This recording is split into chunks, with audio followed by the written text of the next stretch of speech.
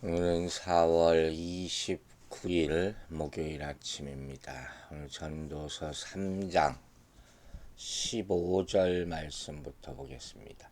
이제 있는 것이 옛적에 있었고 장래에 있을 것도 옛적에 있었나니 하나님은 이미 지난 것을 다시 찾으시느니라. 자, 전도자는 결국 인간은 하나님이 정해 놓으신 질서 속에서 살아가고 있다는 것을 밝히고 있죠. 결국 거기서 벗어나지 못하는 거예요. 즉, 이 전도자 솔로몬이 관찰한 마지막 원리는 하나님께서는 만사가 체득될 때까지 그것을 참을성 있게 되풀이하신다는 거예요. 이것을 하나님은 이미 지난 것을 다시 찾으신다.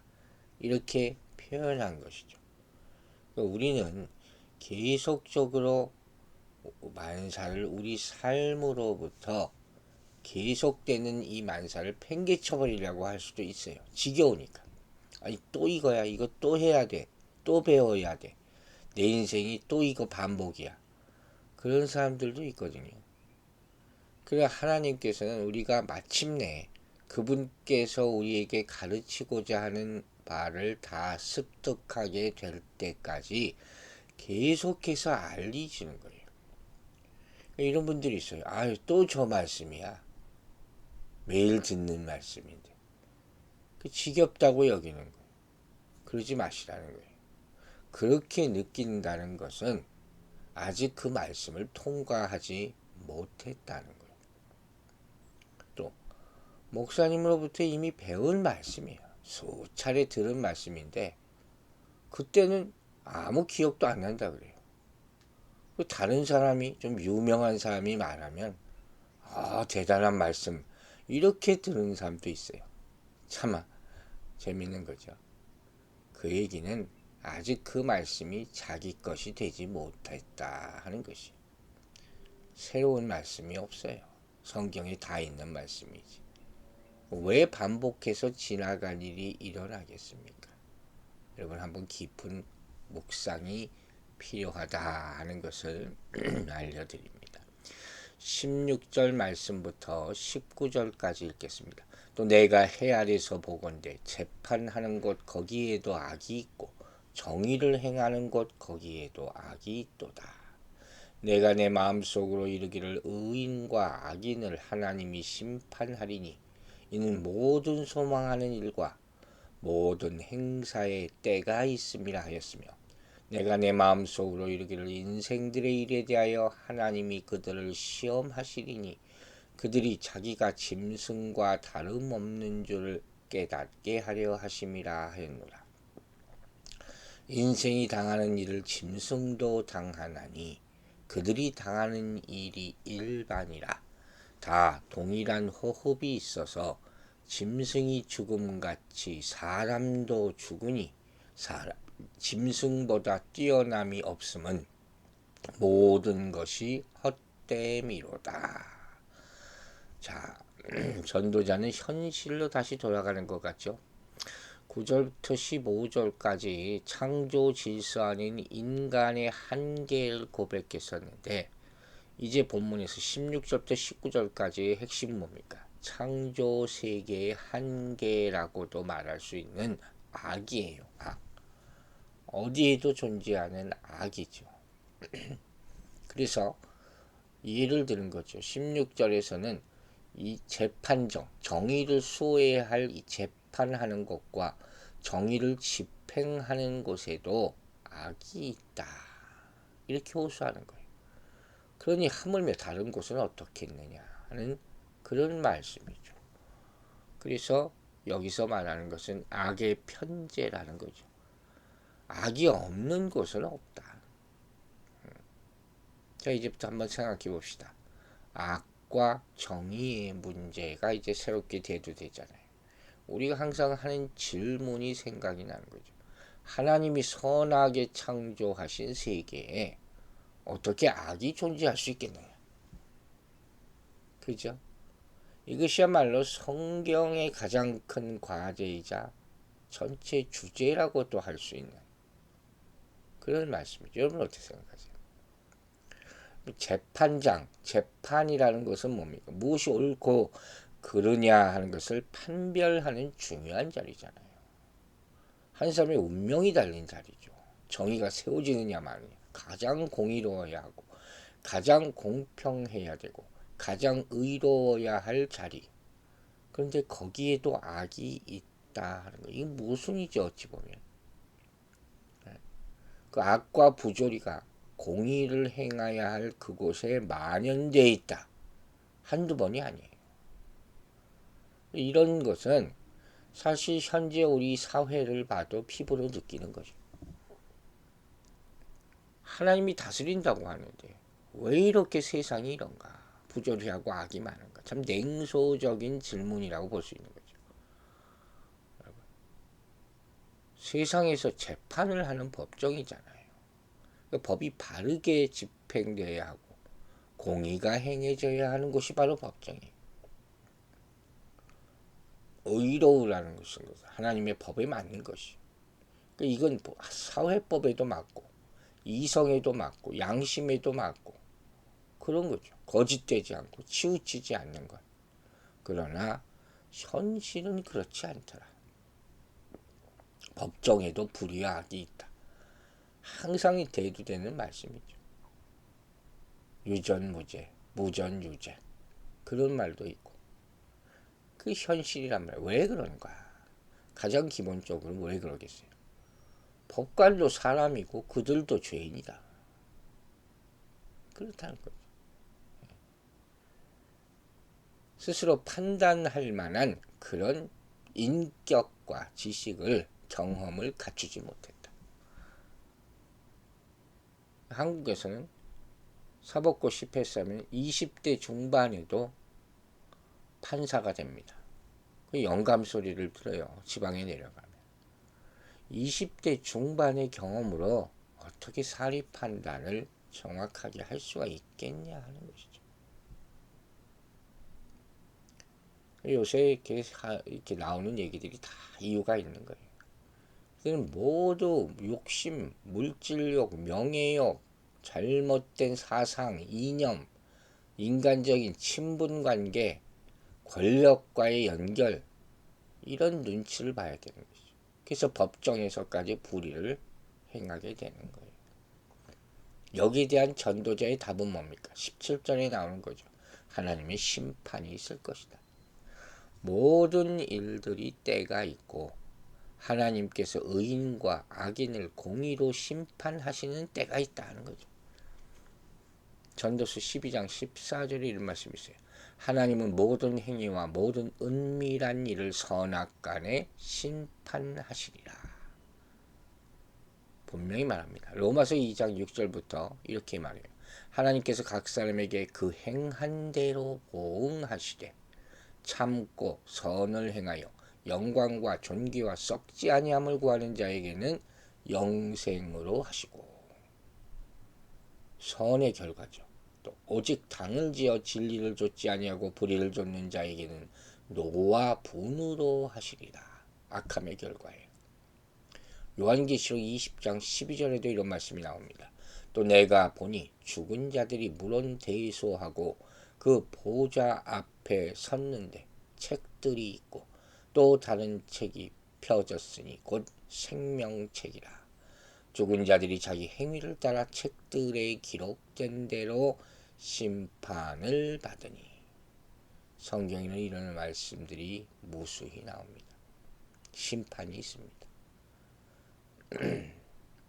그리고 본문을 보니 하나님의 심판에 대해서 전도자가 두 가지 예를 들어서 설명하는 것을 볼 수가 있습니다.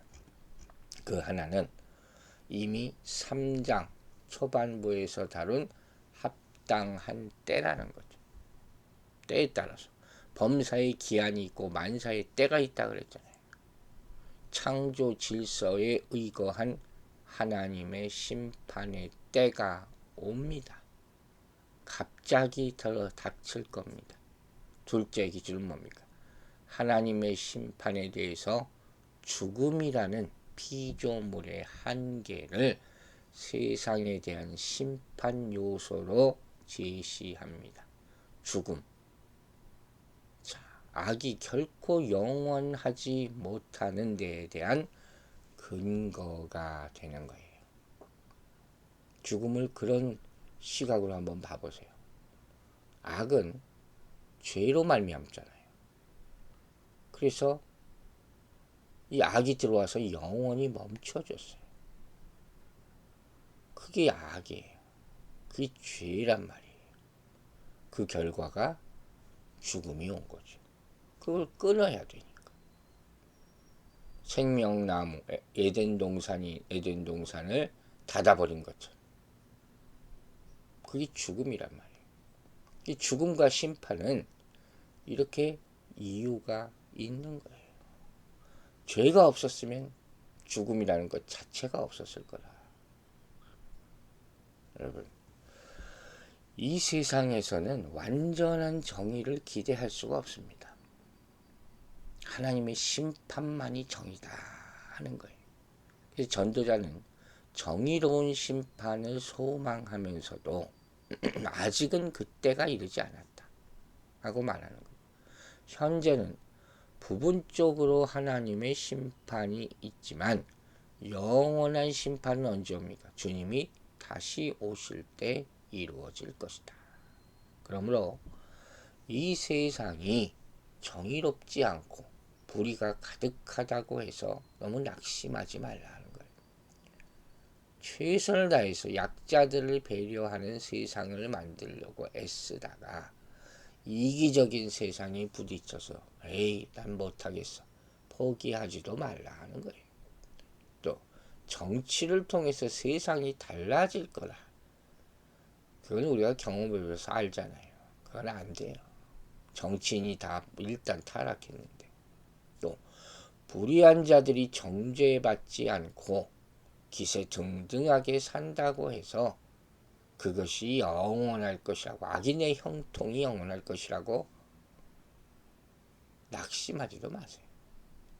여러분, 정의로운 하나님의 때, 하나님의 나라는 반드시 임할 것입니다. 그러므로 세상의 악과 타협하지 말고 각자 있는 곳에서 그 악과 싸워 이기시기를 주 이름으로 축원합니다. 18절을 보니까 이 17절 초반부와 동일한 말이 반복되죠. 내가 내 마음속으로 이르기를. 무슨 말인지 아시겠어요? 내가 내 마음속으로 이르기를 계속 숙고하는 거예요. 또 묵상하고 곱씹고 그걸 내가 내 마음속으로 이르기를 하는 표현을 쓴 거죠. 여러분, 말씀은 한 번 봐서 깨닫게 되는 게 아니에요. 계속 읽고 또 읽고 생각하고 기도하고 성령의 도우심을 구해야지. 그래야지 알게 되는 것이. 그리고 이렇게 얘기해요. 하나님의 일생의 일들을 시험하신다. 하나님이 우리를 시험하세요. 왜?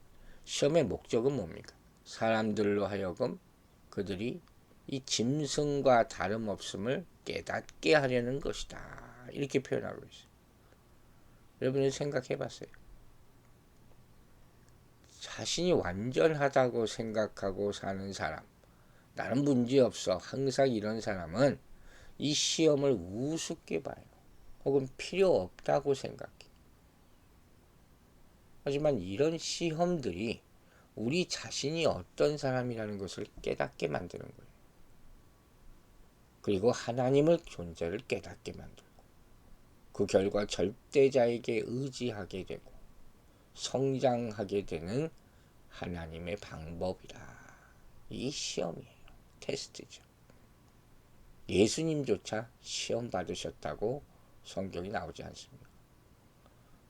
어떤 의미로 여기 나오는 전도자의 고백, 즉 짐승과 사람이 같다 하는 것은 창세기 1장부터 2장에 나오는 하나님이 인간을 그분의 형상으로 만드셨다는 사실과 상반되는 것 같죠. 그죠? 이 인간이라는 존재가 얼마나 대단한 존재입니까? 그냥 여기서 짐승과 똑같다고 표현해 버리잖아요. 하지만 여기서 전도자가 그렇게 표현하는 의도는 뭡니까? 정의가 사라지고 악이 편만한 세상에 대한 하나님의 심판이라는 가정 속에서 사람과 짐승이 같은 운명에 처할 것임을 말하는 거예요. 죽음이라는 명제 하나만 놓고 보면 다 똑같은 거예요. 그래서 이 죽음이라는 것도 결국 피조물의 한계와 밀접한 연관이 있는 것이죠. 하나님은 인간들을 그들의 모든 행위를 통해서 심판하시는데 심판은 분명히 악의 문제를 포함하는 거예요. 그래서 이 하나님의 심판이 인간들로 하여금 그들 역시 짐승과 같은 죽음이라는 한계를 가진 피조물이라는 사실을 깨닫게 하는 것이죠. 우리가 평생 살 줄 알았습니까? 평생 사는 것도 참 힘들 것 같아요. 항상 말하잖아요. 오래 살되 건강하게 오래 살아야 돼요. 또 오래 살되 뭐 가진 게 있어야죠. 그것도 민폐예요. 나 혼자 힘든 것도 아니라 여러 사람 힘들게 하는 것이죠. 때가 되면 가는 게 맞는 거예요. 어쨌든 죽음이라는 것은 인간과 짐승이 동일하게 겪어야 하는 운명이라는 거죠. 여기까지만 보면 아직 전도자는 부활이라는 개념을 생각하지 않은 것 같아요. 죽음이 심판이고 죽음이 종말이고 이게 다라는 거죠. 인생의 전부. 2장 16절에서도 지혜자와 우매자의 운명을 죽음으로 동일시하잖아요. 하나님을 알지 못하는 사람은 이럴 수밖에 없어요. 그게 끝이니까. 이 인간의 어쩔 수 없는 한계. 그래서 전도자는 헛되다 이렇게 말하는 거예요. 여러분, 사실 우리 인생을 누군가와 비교할 필요는 없습니다. 사람은 모두 다 덧없는 인생을 살아갈 뿐이에요. 조금씩 다를 뿐이지. 학문적 성취, 성공, 인류를 위한 어마어마한 공헌 이런 것도 죽으면 다 끝이에요. 잠깐 기억될 뿐이다. 진짜 의미 있는 삶은 무엇이냐? 믿음으로 살아가는 삶이에요. 그것만이 의미 있는 삶입니다. 하루를 살아도 믿음으로 산다면 그 믿음으로 행한 것들은 하나님 나라의 흔적으로 남게 될 것입니다.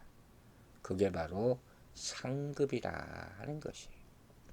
이 땅에서 살면서 우리가 무엇을 구하고 살겠습니까? 다 죽습니다. 심판대 앞에 섭니다. 하나님의 테스트가 있습니다. 믿음으로 다 통과하게 되기를 주의 이름으로 축원합니다. 기도하겠습니다. 아버지 하나님, 이 땅에 참 악이 편만해 있음을 봅니다. 재판장에까지 공의가 나타나지 않고 하나님의 정의가 보이지 않습니다. 이 세상을 하나님은 심판하실 것입니다. 마지막 때, 우리 인생의 마지막 때, 우리는 재판장에 설 것이고 이 인류의 마지막 때 또한 온 세상은 주님의 심판 앞에 서게 될 것입니다.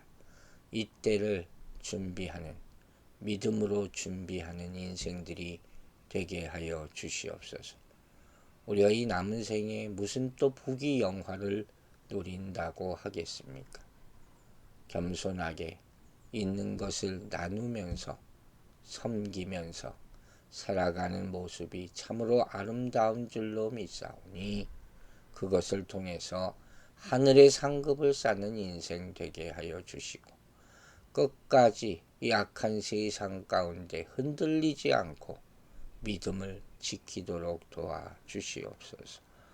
아버지, 이 세상이 참 어지러운 가운데 이 자연도 날씨도 우리가 가늠할 길이 없어집니다.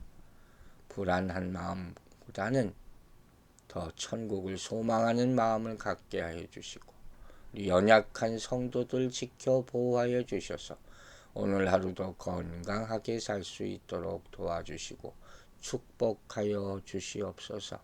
우리 기도를 들으시고 응답해 주실 줄로 믿사오며 예수 그리스도의 이름으로 기도했습니다.